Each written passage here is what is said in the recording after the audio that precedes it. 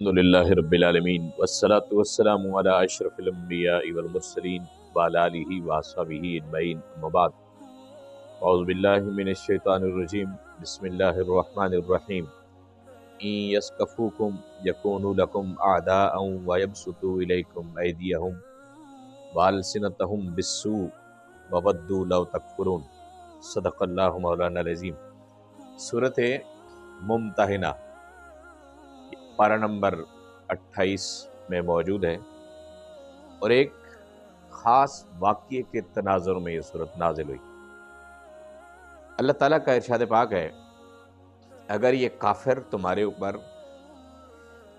کامیابی حاصل کر لیں، جیسے ہم لوگ کفار کی محبت میں کسی حد تک بھی گر جاتے ہیں، اور یہ مسلمانوں کو خطاب ہے اور قیامت تک آنے والے مسلمانوں کو خطاب ہے، اور بالخصوص ان لوگوں کو خطاب ہے جو کفار کی محبت میں فرفتہ ہیں۔ وہ کہتے ہیں بس جو وہ کہہ رہے ہیں کامیابی وہی ہے، ہم لوگ تو بالکل کسی کام کے بھی نہیں ہیں۔ اب معاذ اللہ، وہ اللہ سے زیادہ عقل مند تو نہیں ہے نا۔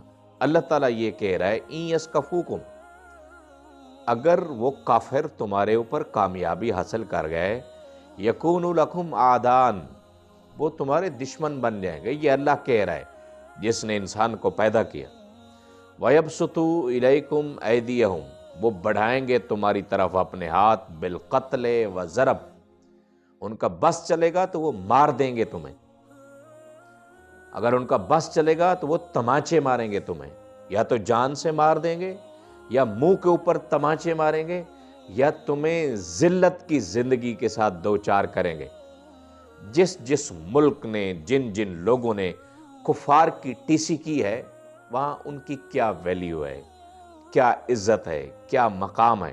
آگے قرآن کہتا ہے وَأَلْسِنَتَهُمْ بِالسُّوءِ، وہ اپنی زبانوں کے ساتھ تمہارے ساتھ برائی کے ساتھ پیش آئیں گے۔ کیا مطلب؟ سب و شتم کریں گے تمہارے اوپر، وہ گالیاں دیں گے، برے برے الفاظ کے ساتھ تمہیں پکاریں گے۔ کوئی کہے گا یہ بھکاری ہیں، کوئی کہے گا یہ ضمیر فروش ہیں، کوئی کہے گا یہ ملت فروش ہیں، کوئی کہے گا کہ یہ پیسے کے عوض اپنی مائیں بیچتے ہیں۔ یہ لفظ سنائے جاتے ہیں بالخصوص مسلم حکمرانوں کو، اور بالخصوص ملک پاکستان کے حاکموں کو، جو ہر ٹائم بھیک مانگتے مانگتے مانگتے تھکتے نہیں ہیں۔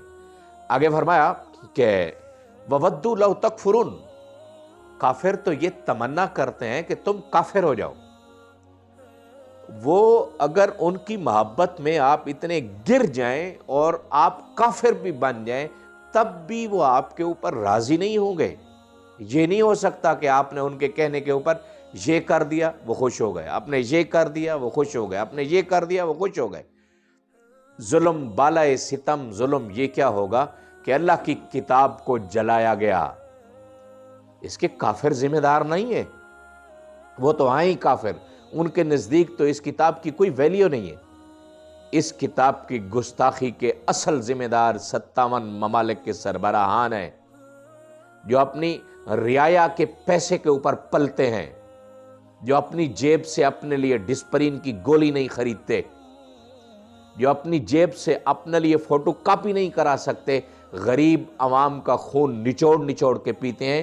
57 یتیم ملک، 57 ایسے ضمیر فروش ملکوں کے حکمرانوں کے منہ کے اوپر تماچا ہے کفار کی طرف سے کہ ان کے ہوتے ہوئے سر عام قرآن پاک کو جلایا گیا، اور اس سے قبل سر عام حضور نبی کریم صلی اللہ علیہ وسلم کی گستاخی ہوئی۔ ہم کچھ بھی نہ کر سکے، اور ہمارے اندر کچھ کرنے کی کیپیسٹی نہیں ہے، اس لیے کہ ہمارے اندر غیرت ایمانی ہے ہی نہیں۔ ہم اندر سے اتنے بے حس ہو چکے ہیں، کفار کا اتنا غلبہ ہمارے اوپر آ چکا ہے۔ یا تو یہ کہیں کہ اللہ تعالیٰ کا تو یہ ارشاد پاک ہے وَأَنْتُمُ الْأَعْلَوْنَ إِن كُنتُم مُؤْمِنِينَ، تم بلند رہو گے اگر تم مومن رہے۔ اس کا مطلب ہے اگر ہم بلند نہیں ہیں، ہماری سربراہی دنیا کے اوپر نہیں ہے، دنیا اگر ہماری بات نہیں سنتی تو ہمارے اندر ایمان ہی نہیں ہے۔ یا تو یہ کہیں کہ معاذ اللہ قرآن جھوٹ بول رہا ہے۔ اس قرآن کا تو ایک ایک لفظ، ایک ایک حرف سچا ہے۔ وَأَنْتُمُ الْأَعْلَوْنَ إِن كُنتُم مُؤْمِنِينَ کا مطلب یہ ہے بلندی اسی کے پاس رہے گی، دنیا کی سربراہی اسی کے پاس رہے گی جس کے اندر ایمان کوٹ کوٹ کے بھرا ہوگا۔ اب ہم کیا کر سکیں گے؟ احتجاج کریں گے، روئیں گے، چیخیں گے اللہ کے حضور، یہ دعائیں کریں گے کہ یا اللہ ان کو تباہ و برباد کر جنہوں نے یہ گستاخی کی؟ اصل ذمہ دار تو یہ ہیں، حاکم ہیں، منہ توڑ جواب دیں، جیسے عرب ممالک کے بعض ملکوں نے منہ توڑ جواب دیا، سفارتی تعلقات ان کے ساتھ ختم کیے۔ اس ماڈرن دنیا میں آج کل سب سے بہترین جو احتجاج کا طریقہ کار یہی ہے کہ ہم سفارتی تعلقات ختم کر دیں، اس لیے کہ انہوں نے ہماری ریڈ لائن، جیسے ہم کہتے ہیں فلاں بندہ ریڈ لائن ہے، فلاں بندہ یہ ہے، فلاں بندہ یہ ہے، یہ ریڈ لائن ہے ہماری، اللہ کی کتاب اور اللہ کا حبیب صلی اللہ علیہ وسلم، ان کے اوپر دنیا اسلام کے لوگ اگر آج بھی متفق ہو جائیں کہ اس کو کوئی کراس نہیں کرے گا، تو دنیا کی کوئی طاقت نہیں اللہ کے قانون کے مطابق، اللہ کے فرمان کے مطابق کہ وہ آگے سر اٹھا سکے۔ مسلم حاکم آج بھی اگر اپنی طاقت کو سمجھے، دنیا کے اندر کوئی ایسا ملک نہیں جہاں قرآن کا نظام نافذ ہو۔